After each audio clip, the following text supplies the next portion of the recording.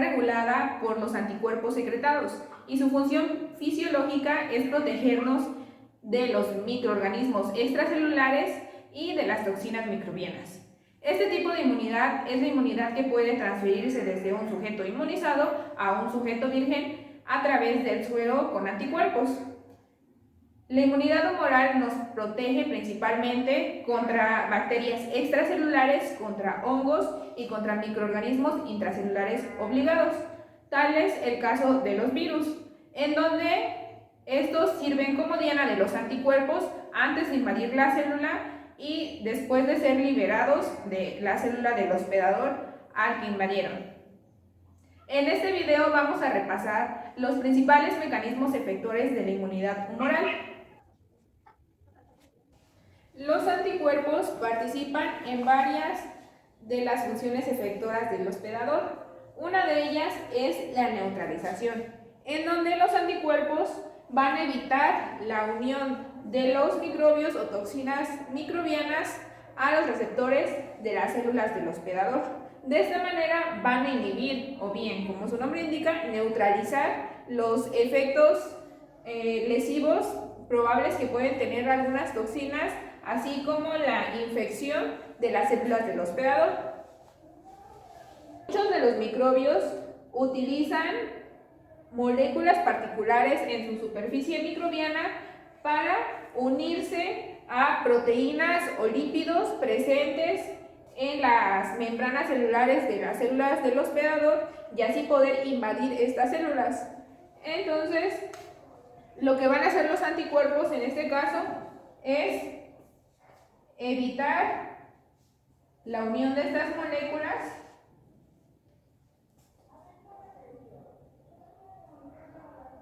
a los receptores de la membrana celular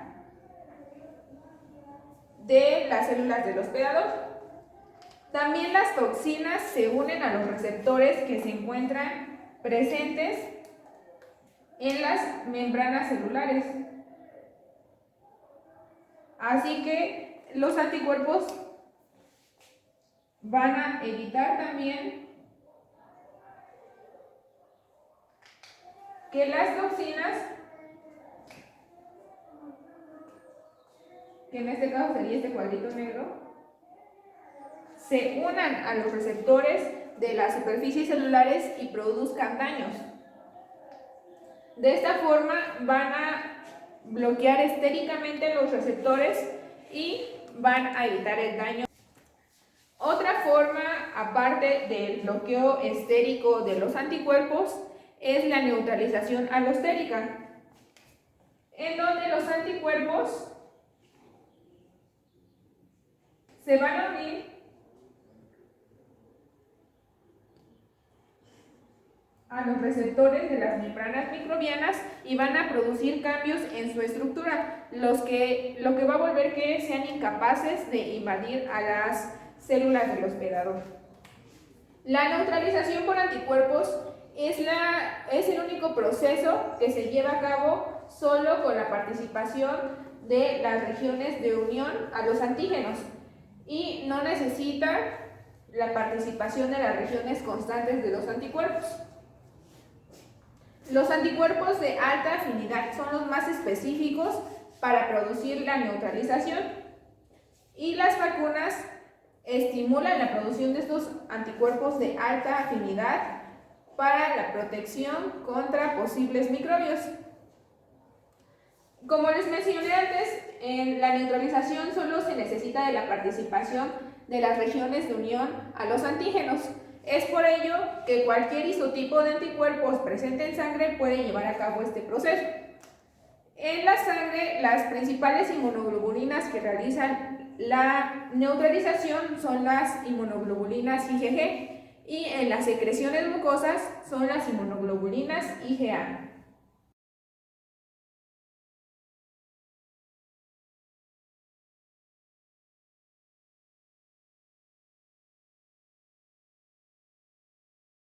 Otra de las funciones de las que están a cargo los anticuerpos es la opsonización y la fagocitosis mediada por anticuerpos. Las inmunoglobulinas IgG cubren a los microbios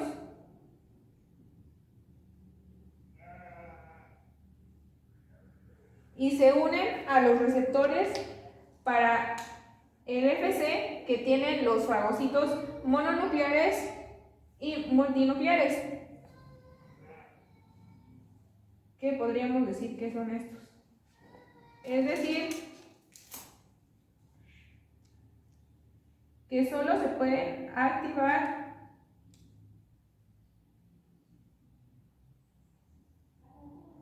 cuando el microorganismo está unido o cubierto por varias inmunoglobulinas IgG. Otro componente que puede opsonizar a los microorganismos es el componente C3b del complemento, del cual hablaremos más adelante. Este proceso se llama opsonización y las moléculas que participan en este procedimiento se llaman o reciben también el nombre de opsoninas.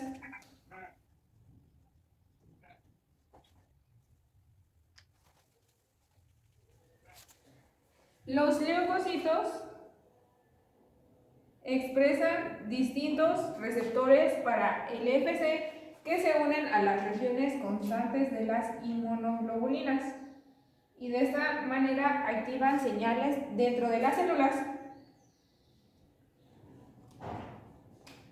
El principal grupo de receptores para el FC son los FC gamma receptores, que se unen a las inmunoglobulinas IgG y son de los que vamos a hablar en este momento. Estos receptores para el FC gamma varían entre cada uno por la afinidad en la que se unen a la subclase de inmunoglobulina IgG. Todos los tipos de receptores FC gamma contienen una cadena alfa, que es de la que depende la afinidad a la que se van a unir al tipo de inmunoglobulina que se trate. Esta cadena alfa contiene 3 dominios en TADEM, que son estos que vemos aquí, similar a los de las inmunoglobulinas. Bueno, los receptores FC gamma se clasifican para su estudio en 3 tipos: FC gamma R1, FC gamma R2 y FC gamma R3. Primero vamos a hablar de los receptores FC gamma 1. Estos también son conocidos como CD64 y son los principales receptores para el FC de los fagocitos. Estos se encuentran en los neutrófilos y en los mastocitos. Tienen alta afinidad para las subclases de inmunoglobulina IgG1 e IgG3. La cadena alfa se encuentra unida por enlaces disulfuro a la cadena gamma, que tiene un extremo amino terminal corto, pero un extremo carboxilo terminal largo. En su extremo carboxilo terminal largo, que es intracelular, tiene ITAMs, que los vemos aquí representados en color verde. Estos van a transducir señales a la célula. El segundo tipo de receptores, FC gamma 2, se subclasifica a su vez en 3 tipos: A, B y C. La estructura de los subtipos A y C es similar a esta. Y estos se conocen también como CD32. Y tienen una menor afinidad.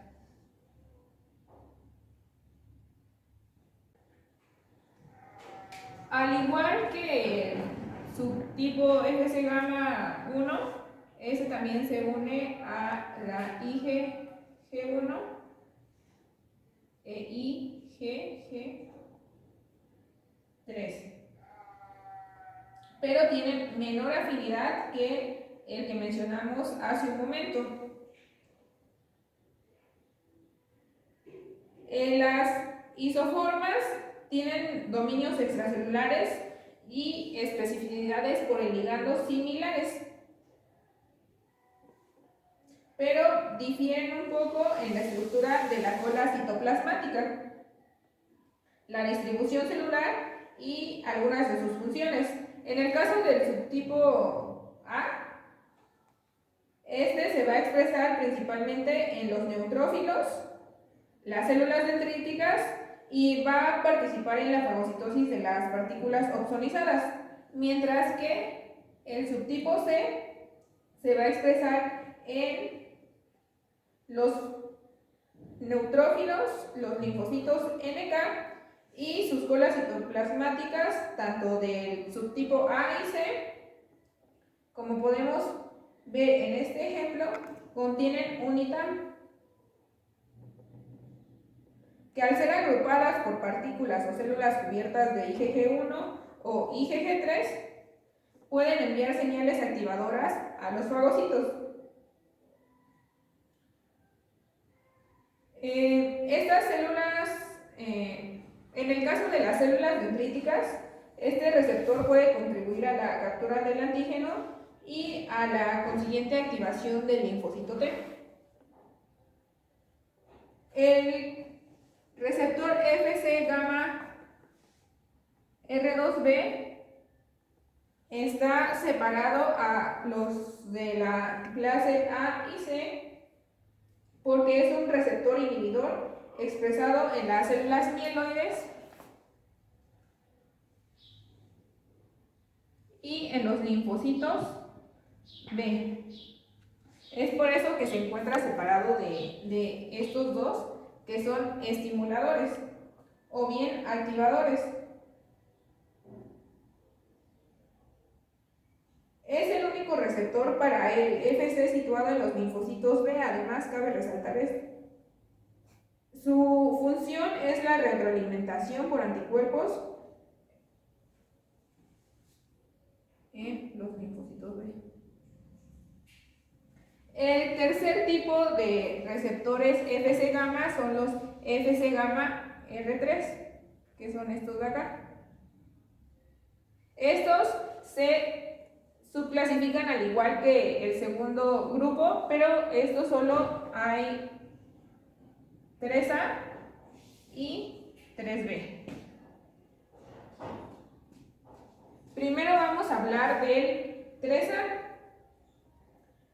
Estos también son conocidos como C16, que si nos damos cuenta por cada grupo que avanzamos es como si dividiéramos sobre 2. CD64, grupo 1, entre 2, C32, grupo 2, entre 2, 16, CD16, grupo 3. Este receptor R3 es también un receptor de baja afinidad.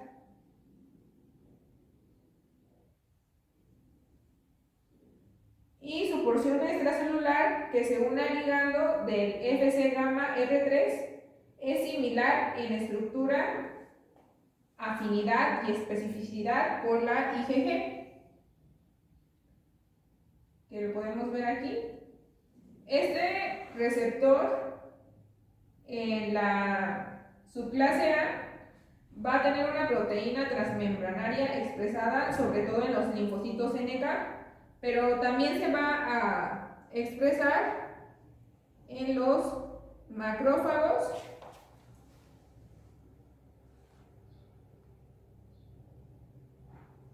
y también en las células dendríticas.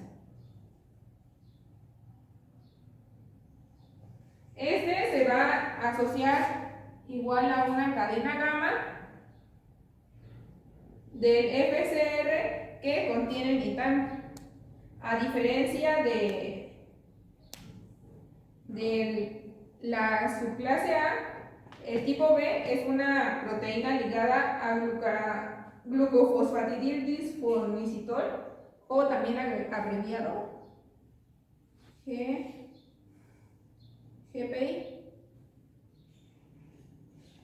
que se expresa en los neutrófilos, y estos no van a mediar la fagocitosis ni van a activar al neutrófilo. En realidad su función se conoce poco aún de este subtipo de receptores Fc gamma R3b. Hay que recordar que aparte de estos receptores Fc gamma, hay otros receptores para las cadenas pesadas de las inmunoglobulinas IgG y las IgA, pero en este momento no vamos a profundizar en ellos. La unión de los receptores para el Fc en los fagocitos a las partículas cubiertas de antígenos multivalentes va a conducir a la interiorización de las partículas y así entonces a la activación de los fagocitos. Los linfocitos citolíticos naturales y otros leucocitos se unen a células cubiertas de anticuerpos mediante receptores Fc gamma R3A o C16, como les dije antes, y este proceso se va a llamar citotoxicidad celular dependiente de anticuerpos. Otro de los componentes más importantes de la inmunidad humoral es el sistema de complemento, el cual se encuentra constituido por suero y proteínas de superficie que interaccionan entre sí y con otros componentes del sistema inmunitario de una forma muy regulada para formar productos que tienen como función la eliminación de microbios. El sistema de complemento tiene tres vías de activación: la vía alternativa, la vía clásica y la vía de las lectinas. La vía clásica recibe este nombre porque fue la primera en ser caracterizada, pero a pesar de eso, la vía alternativa es la que tiene un origen más antiguo filogenéticamente. La vía alternativa y la vía de las lectinas pertenecen a la inmunidad innata. En cambio, la vía clásica es la única de estas tres vías que pertenece a la inmunidad adaptativa.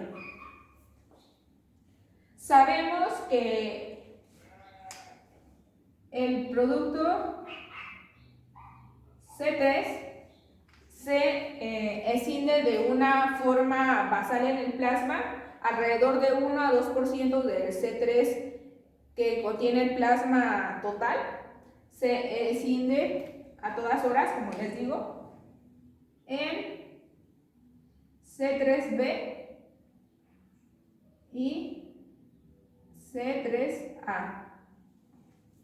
La letra B se le da a la unidad de mayor tamaño y la A la unidad de menor tamaño.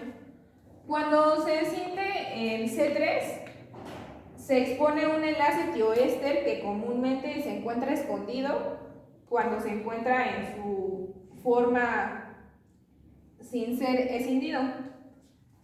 Una vez que se expone este enlace tioéster, se puede unir a la membrana celular y a la de los microbios por medio de enlaces amina o enlaces éster. Si el componente C3b no se une a las membranas celulares microbianas, es inactivado, ya que el enlace tioéster se hidroliza y ya no puede participar en la vía de activación alternativa. Una vez que se enlaza de una forma covalente a la membrana, se va a exponer también una zona en la cual se va a unir el factor B mayúscula. El factor B es escindido y va a formar dos unidades, B mayúscula, B minúscula, y B mayúscula, A minúscula. Igual recordando, B minúscula para la unidad de mayor tamaño y A minúscula para la unidad de menor tamaño. Entonces vamos a obtener esto. C3B minúscula, B mayúscula, B minúscula. Aquí la vía alternativa puede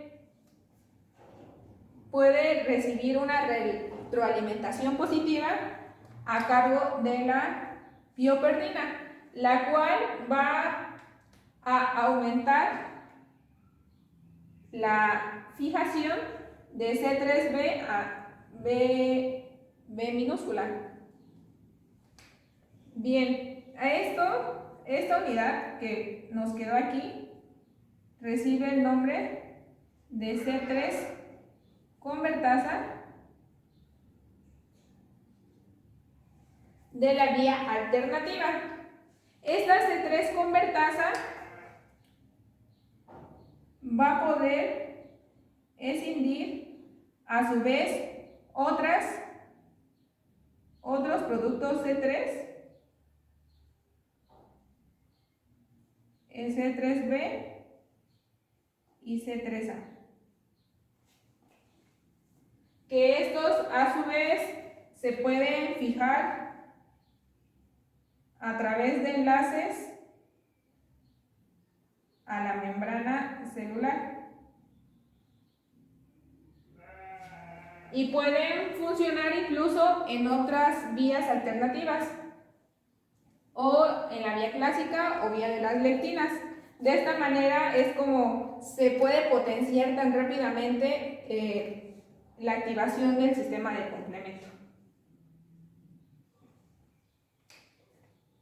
A esta se le puede unir también otra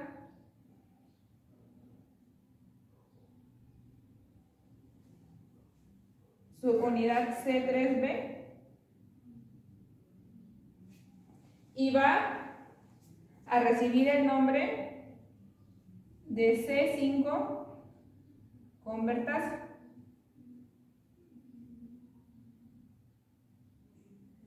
La cual va a escindir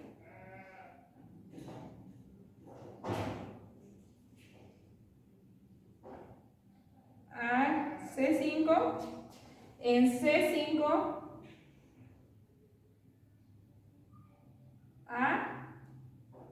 y C5B,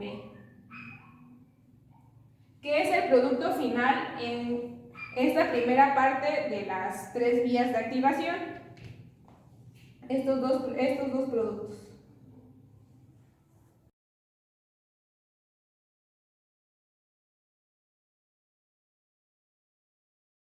La siguiente vía de activación es la vía clásica, la cual inicia cuando los anticuerpos unidos a antígeno se unen al producto C1 del complemento. Este es un complejo que está conformado por tres tipos de subunidades. La primera es la C1Q, que está conformada por 6 brazos que tienen una configuración parecida a una sombrilla. Cada brazo cuenta con una cabeza globular que se encuentra unida al tallo central por unos brazos parecidos al colágeno. Las cabezas globulares se unen a las regiones FC de los anticuerpos. Las inmunoglobulinas IgG3 e IgG1 son las más eficaces para unirse de las IgG.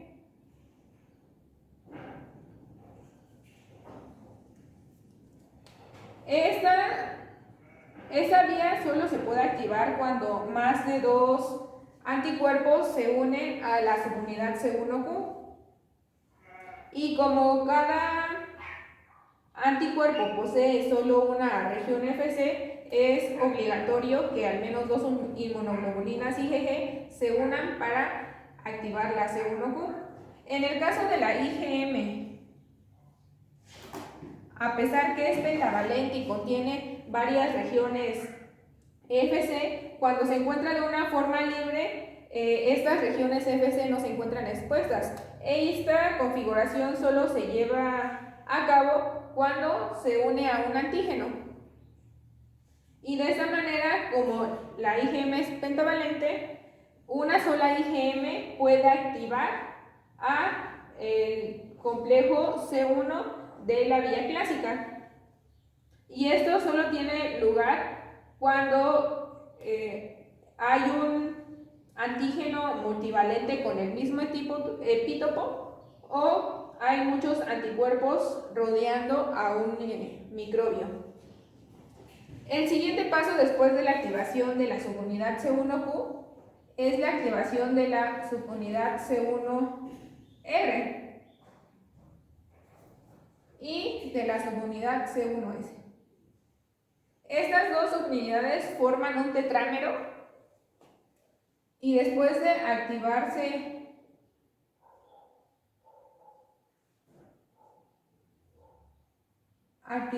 van a formar el complejo C1R2, C1S2.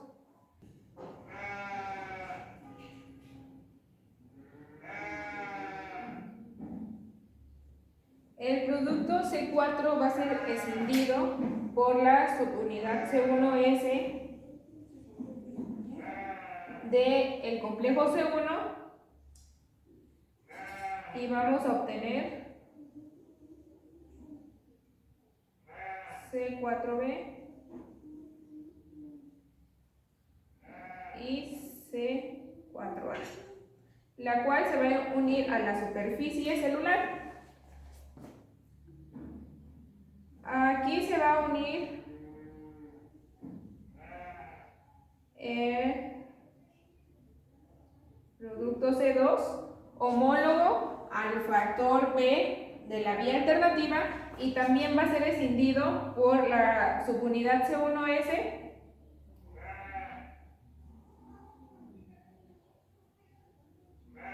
de esta forma.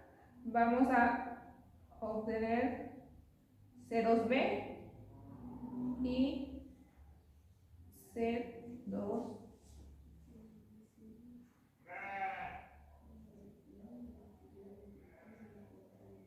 Esta es la única ocasión en la que no se cumple la regla de que la B se le asigna a la unidad de mayor tamaño. Aquí a la unidad de mayor tamaño se le asigna la C2A. Y de esta manera tenemos nuestra C3 convertasa de la vía clásica que está formada por el complejo C4B, C2A, la cual va a poder escindir otro C3 en C3A y C3B, y aquí es donde van a poderse introducir otros C3B, productos de la vía alternativa, para formar el complejo C4B, 2A, C3B, que va a ser la 5-convertasa de la vía clásica, la cual va a escindir al C5 en C5B y C5A, al igual que en la vía alternativa. Vamos a obtener el mismo producto. Como resultado común de las tres vías anteriores, obtuvimos un C5B y un C5A. A partir de este momento, las vías se fusionan y llevan a cabo los siguientes mismos pasos. El C5B se continúa circulando libre en el plasma, pero se le une el componente C6 en el plasma, el cual forma un complejo C5B-C6 que se une a la superficie celular por medio de interacciones iónicas e hidrofílicas. A este complejo se le une el compuesto C7, el cual a través de interacciones amfifílicas penetra la membrana celular y puede producir la liberación de unos cuantos miserios de fosfolípidos, pero no puede formar un poro completo, sino que son solo unos pequeños fosfolípidos los que se liberan. Después a ese complejo se le une el componente C8. Este C8 tiene 3 cadenas. La primera cadena se va a unir al componente C5b, la cual se va a unir con la segunda cadena del C8 y va a formar un heterodímero covalente. La última cadena va a penetrar la membrana celular y va a formar un pequeño poro que puede variar su tamaño desde 0.4 milímetros hasta inclusive 3 milímetros. Se han registrado algunos casos en los que hasta este paso las células sí pueden producir daño porque el poro ya es un poco más grande. Después de esto se puede unir el C9 a este complejo. Estos poros tienen aproximadamente 20 nanómetros de diámetro externo, 1 a 11 nanómetros de diámetro interno, con una altura de alrededor de 15 nanómetros y forman conductos que permiten el movimiento libre del agua y los iones.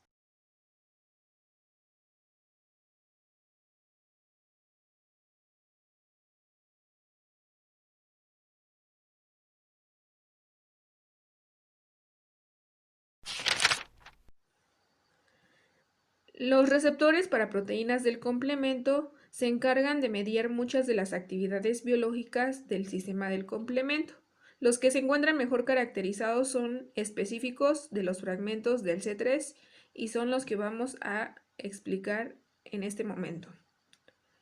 El primer tipo de receptor es el CR1 o CD35, receptor para el complemento tipo 1, que funciona para promover la fagocitosis de partículas cubiertas de C3b y C4b y la eliminación de inmunocomplejos de la circulación, transportándolos al hígado y al vaso. Este receptor se expresa sobre todo en las células derivadas de la médula ósea, tales como los eritrocitos, los neutrófilos, los monocitos, los macrófagos, los eosinófilos, los linfocitos T y B, y en las células dendríticas foliculares.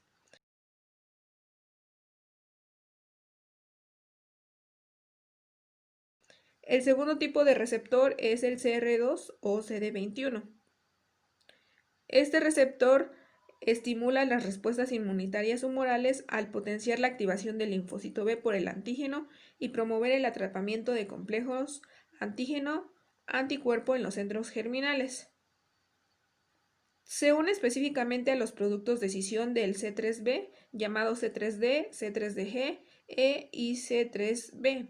La I se va a referir a inactivo, que se van a generar estos productos en la proteólisis mediada por el factor I. En los linfocitos B, este receptor se va a expresar como parte de un complejo trimolecular que incluye otras dos proteínas, las proteínas CD19 y CD81. Este complejo va a enviar señales a los linfocitos B que aumentan las respuestas de los linfocitos B al antígeno. El tercer tipo de receptor es el receptor también llamado MAC1, receptor para el complejo tipo 3. Esta es una integrina que va a funcionar como un receptor para el fragmento IC3B generado por la protólisis del C3B. Se va a expresar en los neutrófilos, los fagocitos mononucleares, los mastocitos y los linfocitos. Este promueve la fagocitosis de los microbios opsonizados con IC3B. También se une a ICAM1 situada en las células endoteliales y promueve la unión estable de los leucocitos al endotelio, incluso sin la activación del complemento.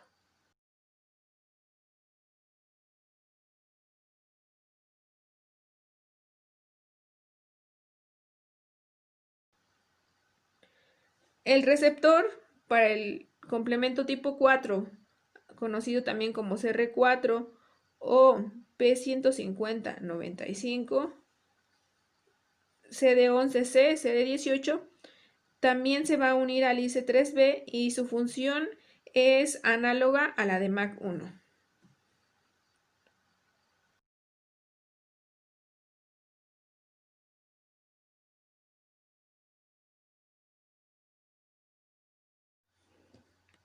La regulación de la activación del complemento debe ser muy exacta y precisa para evitar que este sistema se active en las células normales del hospedador y limitar la duración de su activación, incluso en los microbios y en los complejos antígeno-anticuerpo.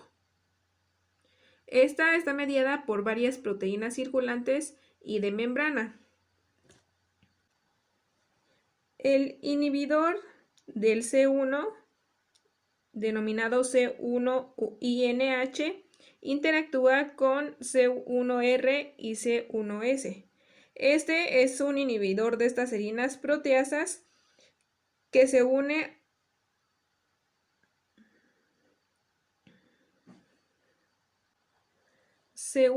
a la subunidad C1R y al C1S y los va a disociar de la subunidad C1Q en el complejo C1 de la vía clásica.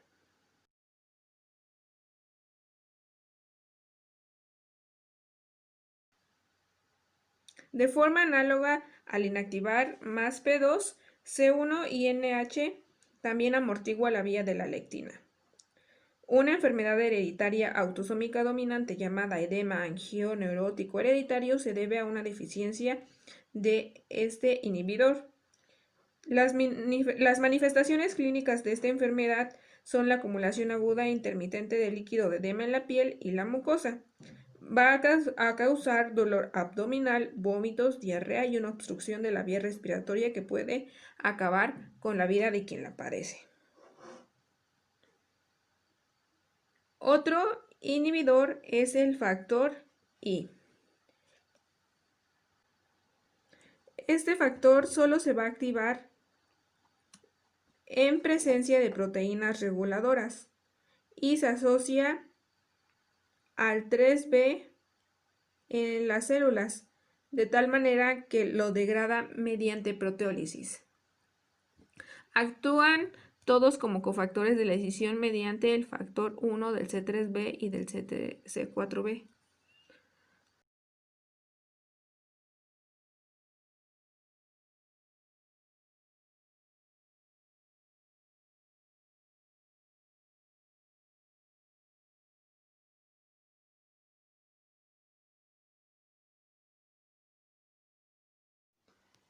Una de las principales funciones del complemento en la inmunidad innata y en la inmunidad humoral adaptativa es promover la fagocitosis de los microbios, sobre los cuales se activa el complemento. Los microbios se cubren de C3B y C3B o C4B y son fagocitados por la unión de estas proteínas a receptores inespecíficos situados en los macrófagos y los neutrófilos. Otra función es la lisis mediada por el complemento de los microorganismos extraños, la cual está a cargo por el complejo de ataque a la membrana. La mayoría de los microorganismos patógenos han desarrollado paredes celulares o cápsulas gruesas que impiden el acceso del MAC a sus membranas celulares. Esta función parece fundamental para defensa contra solo algunos microorganismos patógenos que son incapaces de resistirse a la inserción del MAC, como las bacterias del género Neisseria, que cuentan con paredes muy finas. La estimulación de las respuestas inflamatorias está inducida por los fragmentos proteolíticos del complemento C5A, C4A y C3A. los cuales van a activar a los mastocitos, los neutrófilos y las células endoteliales, en quienes van a inducir su desgranulación con la liberación de mediadores vasoactivos como la histamina. También son conocidos como anafilotoxinas por las reacciones mastocíticas que desencadenan, que son características de la anafilaxia. En los neutrófilos, el C5A va a estimular la motilidad, la adhesión firme en las células endoteliales y en dosis más altas el estallido respiratorio y la producción de especies reactivas de oxígeno. Además que puede aumentar la permeabilidad vascular y la expresión de selectina P en las células endoteliales, que va a promover la unión del neutrófilo. El C5A es el mediador más potente de la desgranulación del mastocito.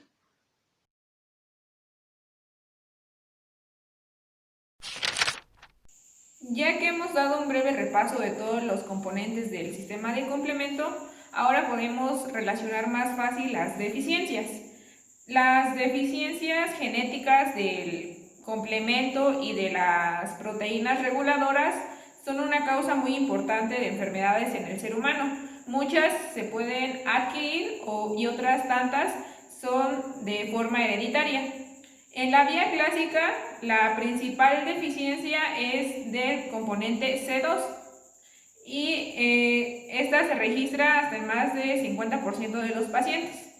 Los pacientes que tienen deficiencia de C1Q, C2 y C4 son muy propensos a padecer lupus eritematoso. Aún se desconocen los procesos específicos por los cuales se llega a tener estas enfermedades, pero se cree que es porque no se produce una adecuada eliminación de inmunocomplejos y estos producen depósitos en los tejidos que nos dan como consecuencia la inflamación característica de varias manifestaciones clínicas del lupus eritematoso.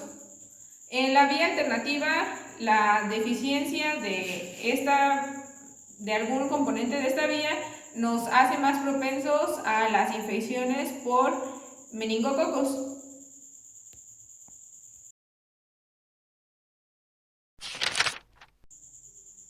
Durante los primeros 6 meses, los bebés no pueden montar una adecuada respuesta inmunitaria en contra de los microorganismos que los invaden. Es por eso que durante este periodo dependen de los anticuerpos adquiridos de su madre. Las IgA, después de haber sido ingeridas en la leche, pasan por un proceso que se llama transocitosis. Las inmunoglobulinas IgG son transportadas por los receptores para el FcRn.